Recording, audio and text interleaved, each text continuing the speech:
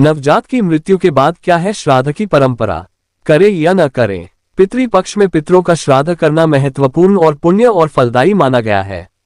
लेकिन पितृपक्ष के दौरान नवजात शिशु के श्राद्ध के क्या है नियम और किस तरह से होता है बच्चों का श्राद्ध जाने। हिंदू धर्म में पितृपक्ष का विशेष महत्व है।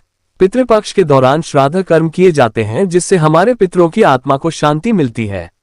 श्राद्ध कर्म, पिंडदान और तर्पण करने से मृतक की आत्मा तृप्त होती है। साल 2025 में पितृपक्ष की शुरुआत 7 सितंबर से हो चुकी है, जो 21 सितंबर यानी सर्वपितृ अमावस्या की तिथि तक चलेंगे।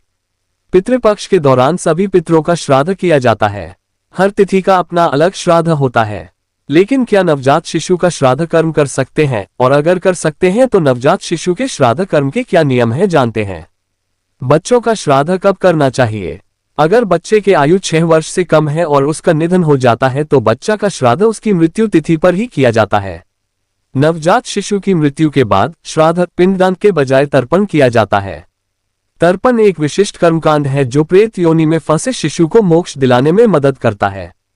तर्पण क्यों किया जाता है। जब कोई बच्चा नवजात शिशु की मृत्यु के बाद प्रेत योनि में अटक जाता है, तर्पण के बाद शिशु पितृ बनता है और मोक्ष प्राप्त करता है। अगर नवजात शिशु की किसी कारण से मृत्यु हो जाती है तो उसे मोक्ष की प्राप्ति करना जरूरी होता है। नवजात शिशु का केवल तर्पण किया जाता है और नवजात शिशु का पिंडदान ना करें। किस तिथि पर होता है बच्चों का श्राद्ध। पितृपक्ष के दौरान अगर किसी की तिथि ज्ञात ना हो तो उसका तर्पण त्रयोदशी तिथि के दिन कर सकते हैं। ऐसा करने से मोक्ष की प्राप्ति होती है।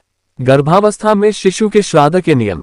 गर्भावस्था के दौरान किसी कारण से अजन्मी संतान की मृत्यु माता के गर्भ में हो जाती है तो शास्त्रों के अनुसार उसका श्राद्ध कर्म नहीं किया जाता है। नवजात की मृत्यु के बाद क्या है श्राद्ध की परंपरा, करें या न करें। पितृपक्ष में पितरों का श्राद्ध करना महत्वपूर्ण और पुण्य और फलदायी माना गया है।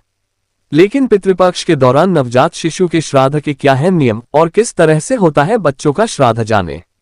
हिंदू धर्म में पितृपक्ष का विशेष महत्व है।